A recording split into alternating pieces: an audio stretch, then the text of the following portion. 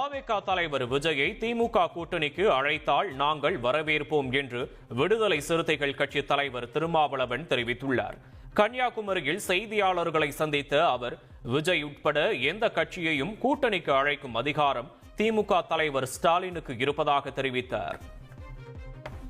கூட்டணி தலைவருடைய பொறுப்பு, அது எனக்குரிய பொறுப்பு. வந்தா யார் வந்தாலும் ரெண்டு அடையாளப்படுத்தியிருக்கிற சாதியவாத சக்திகள், மதவாத சக்திகள், அவர்களை தவிர வேறு யார் இந்த கூட்டணிக்கு வந்தாலும் அதை அழைக்கக்கூடிய பொறுப்பு அல்லது உரிமை அல்லது அதிகாரம் திமுக தலைவருக்கு, மதசார்பற்ற முற்போக்கு கூட்டணியின் தலைவருக்கு தான் உள்ளது. அப்படி அழைத்தால் அதை நாங்கள் மகிழ்ச்சியோடு வரவேற்போம், யாரை அழைத்தாலும்.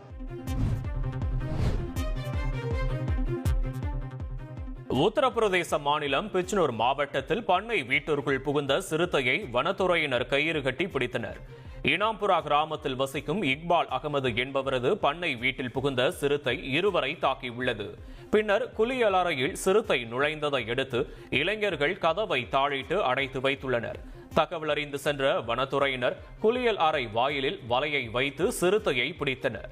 நாட்டு மக்களின் பாதுகாப்பை உறுதி செய்யும் வகையில் குறைந்தது 10 செயற்கைக்கோள்கள் தொடர்ந்து 24 மணி நேரமும் செயல்பட்டு வருவதாக இஸ்ரோ தலைவர் நாராயணன் தெரிவித்தார். மணிப்பூர் தலைநகர் இம்பாலில் மத்திய வேளாண் பல்கலைக்கழகத்தின் 5வது பட்டமளிப்பு விழாவில் பேசிய அவர், நமது நாட்டின் 7000 கிலோமீட்டர் கடற்கரை பகுதிகளை கண்காணிக்க வேண்டும். நாட்டின் முழு வடக்கு பகுதியையும் நாம் தொடர்ந்து கண்காணிக்க வேண்டும். செயற்கைக்கோள் மற்றும் ட்ரோன் தொழில்நுட்பம் இல்லாமல் அதை அடைய முடியாது என்று குறிப்பிட்டார்.